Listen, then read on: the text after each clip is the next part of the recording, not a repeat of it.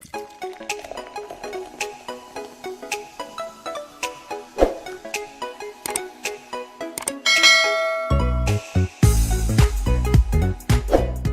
Welcome to my channel. For this vlog, tuturuan ko kayo kung paano uminom ng tubig. First, kailangan nyo ng drinking glass, pati ng tubig. Siyempre, tubig. So, yun. First step is, kailangan nyo kunin yung drinking glass. Then, mag-pour kayo ng water. Ayan. So, bago kayo uminom, kailangan nyo mag-relax. Inhale, exhale.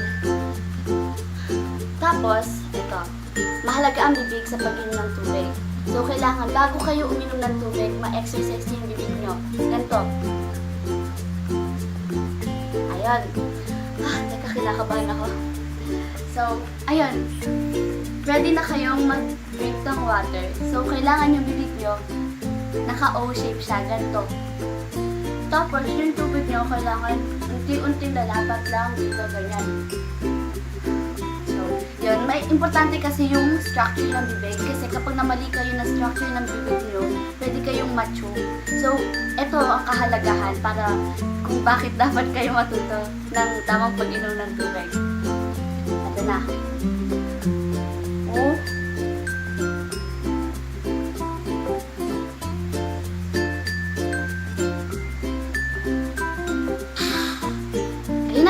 Nainom nyo na ng tama ang tubig. Salamat sa panonood. See you on my next vlog.